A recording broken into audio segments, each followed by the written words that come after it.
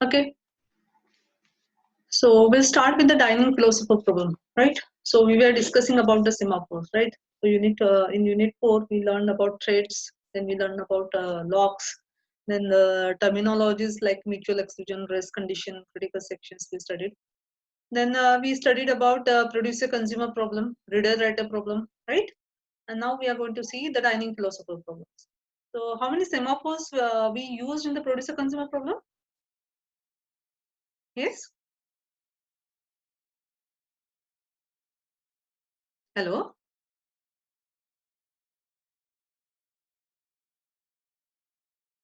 We used 3 semaphores for producer-consumer problem, right? If you remember, one for empty slots, one for full slots, one for buffer, right? And for reader-writer problem, how many semaphores we used?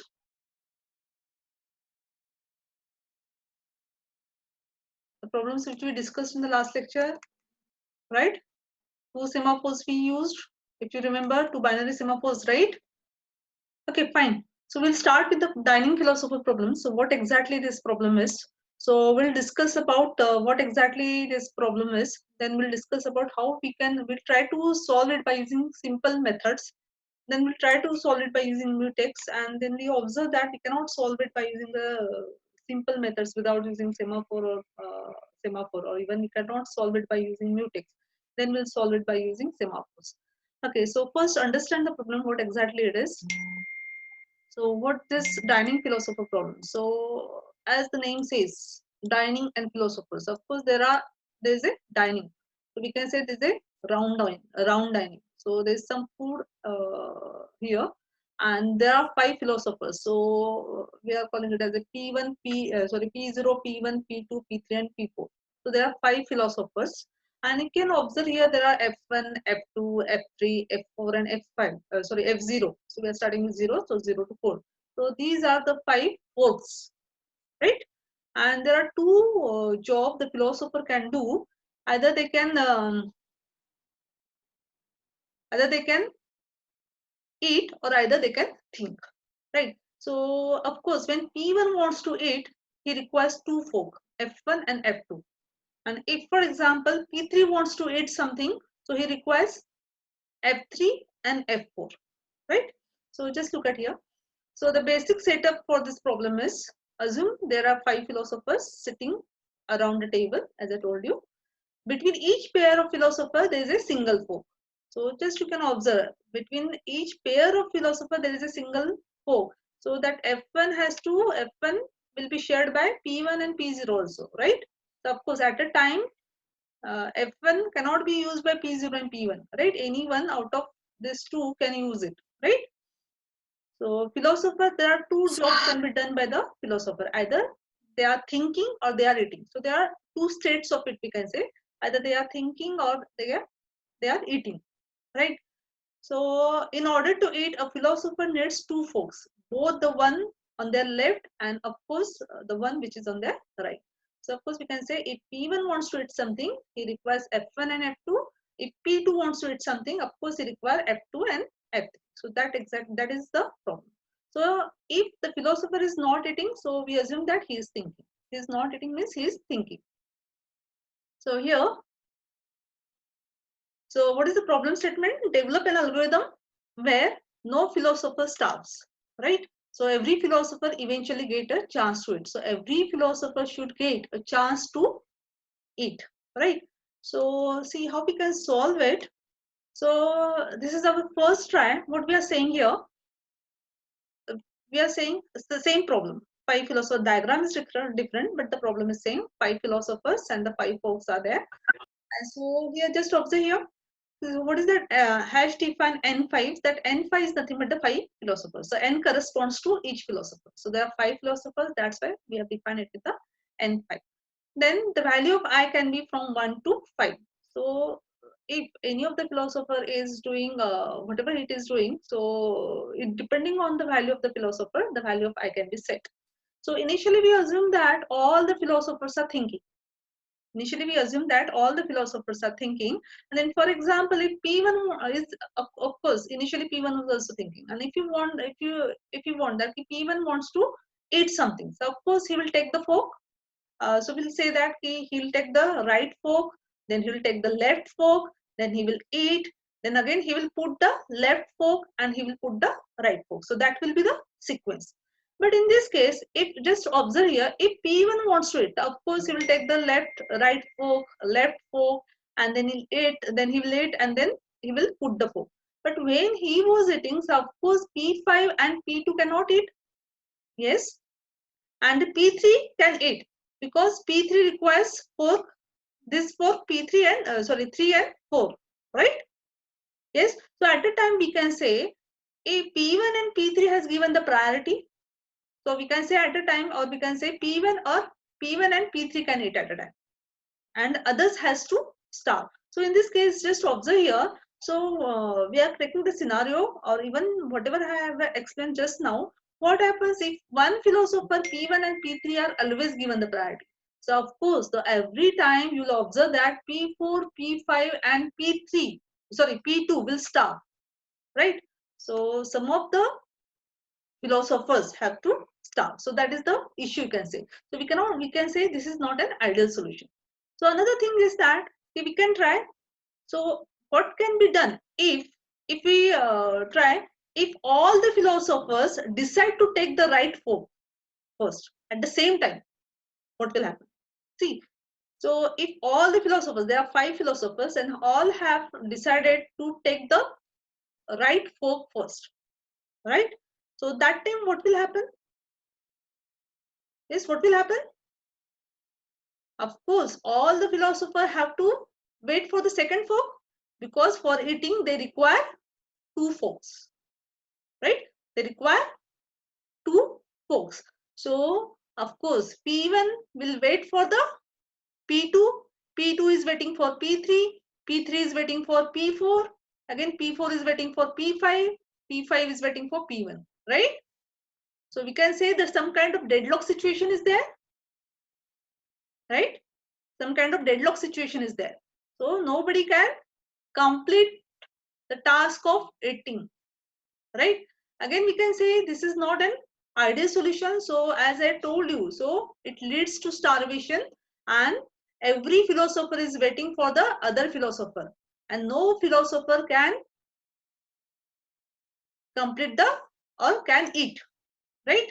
So this is the deadlock situation. Even we can say this is not the ideal solution. So we can try in this way. Like the second way is what? Like here, this is a we can try in this way. Like there again the 5 philosophers we are considering. So all are thinking. Now, for example, any of the philosopher is taking the right fork. Any of the philosopher is taking the right fork, and then he is checking the availability of the left fork, right? So here it is checking there. Is left fork is available? If it finds that the left fork is available, he will take the left fork, eat it, eat the food, and then put the right fork and the left. So that can be the scene, right? Or it may happen that if any philosopher wants to eat, he will take the right fork, and he may observe that left fork is busy, right? Left fork is not free. So of course this condition will be false, right? So that time it will go in else part. He will put the right fork back and he will go into the waiting state, that is sleep. Getting? Yes. So that might be the situation. So here what we said, again this is not ideal solution, we can say. So what will happen if all the philosophers start at the same time, right? Again there will be a situation like a deadlock, because the sleeping time is same, right? All will try to acquire the right fork, all will try to acquire the left fork, again the deadlock will happen. But one modification can be done in this, that sleeping time can be given as a random time, right? So we can set that sleeping time as a random time. So again, even if we are setting that sleeping time as a random time, so still it will not guarantee that the starvation will not occur. So it can be reduced to some extent, but the starvation will be there. So still we can say it is not the solution, right? So another one more solution is by using the mutex. But when we use the mutex, that time whenever any of the philosopher wants to eat the mute, he will acquire a lock. Then he will eat and then he will unlock, right? So again, so just observe here, if any of the all the philosophers are thinking, if P1 wants to eat, he will acquire a lock, take a right fork, take a left fork, then eat, then put left fork and then put right fork and then unlock. So you can observe here only one philosopher can eat at a time, right? Again, it is not an efficient solution, right? So what can be done? We need to use the semaphore with the for this, right? So how the semaphore can be used to get the solution? So just look at here. So we uses the n semaphore like S1 to Sn all initialized to 0. That S1 to Sn are nothing but like n n semaphores, and for example the value of value of philosopher is n. So in this case there are 5 philosophers. So that's why this is for S1, S2, S3 up to S5. So one semaphore for every philosopher. So philosopher has 3 states. There should be 3. So either he might be hungry, might be he's eating something, or might be he's thinking. So there are 3 states: hungry, eating, and thinking, right? So philosopher can only go to eating state if neither neighbor is eating. So of course, what will be the when the philosopher can eat? When no neighbor is eating. When P1 can eat, when P5 and P2 are not eating, then only he can use both the forks. When P3 can eat, when this P2 and P4 are not eating. When P5 can eat, of course, when P4 and P1 are not eating, right? So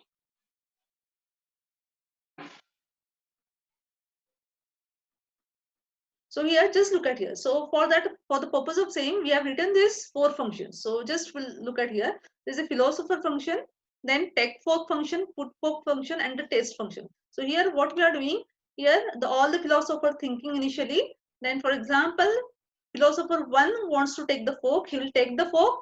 So while for taking the fork, he'll change the state as a hungry. Then he'll check either the state is hungry.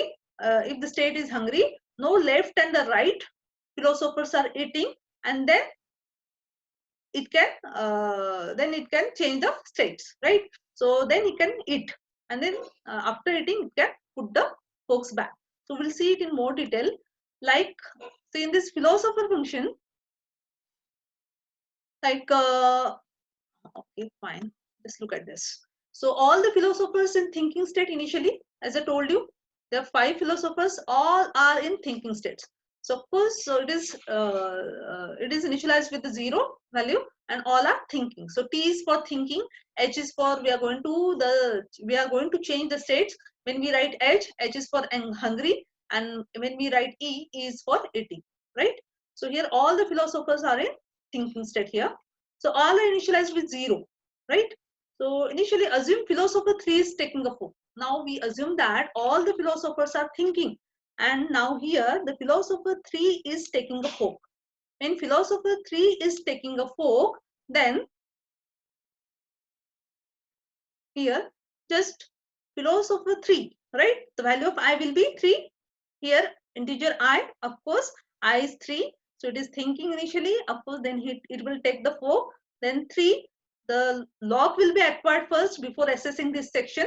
So of course the mutex, again it is nothing but the binary semaphore we are going to use here. So it is initialized with 1. So when you want to use it, it will set it to 0. Again after using it, it will unlock and set it to 1. So here it will set it to 0. It will change the state of 3 as hungry. It will change the state of 3 as hungry, and then it is calling a test. Then we are calling a state here. Then we are checking the state of I. State of 3 is hungry. Yes. Then state of left. Left is nothing but the left of this P3. Left of this P3, and the right is nothing but the right of this P3. So is this condition true? Yes, this condition will be true or no? Hello? Yes. Yes, this condition will be true, because you can observe here we have set state 3 to hungry, and left and right both are not eating. Then we are going to set this as eating. We are going to set this as E, and then we are going to up SI. Up is nothing but we are going to increment the value of this semaphore as 1. So of course we'll have the state like this. We are going to set it E, and then we are incrementing the value up, so it will be 1. So it will go back, as we have called a test function here, it will go back here, right? Then we are calling the unlock, so value of mutex will be 0. I have not written mutex anywhere here. And then we are saying the down S of I. Down S of I means this value should be 0. Why we are setting it to 0? For example, if it is already 1, if it is already 0, if it is already 0, and when we are performing down S of I here, so that time that process will get blocked. But here it is 1, means it is eating. It is entered into the if loop, right? It is entered into the if loop. So that's why we have changed the state as eating, and we have set the semaphore value as 1, right? And then we are performing down on it, means this process will be performed, this take fork will be performed. But if in the case, if the if statement is if if condition is false, that time of course this down will give you the minus value or the negative value, and that time this take fork will not get performed. Are getting?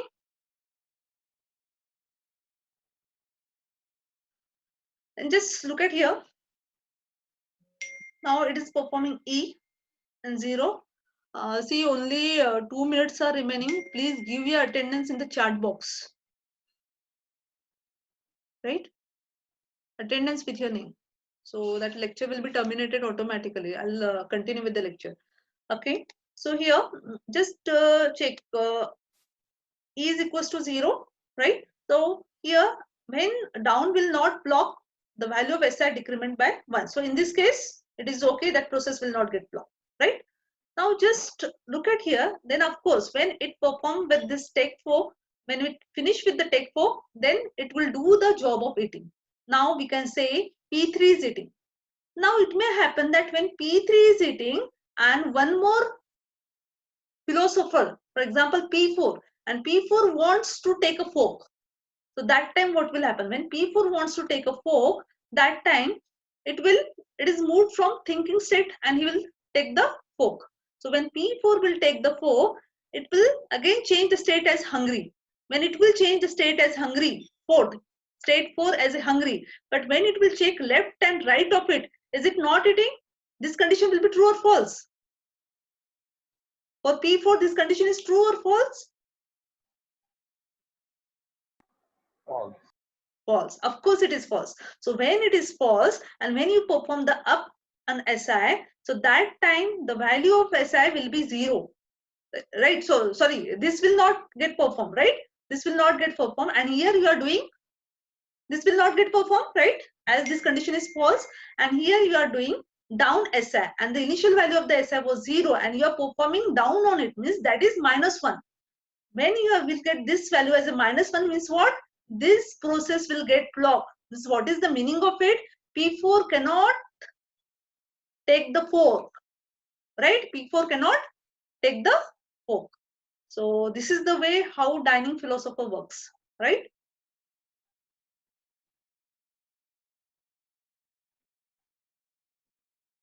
The same slide is shown here. So how the P4 is blocked, right?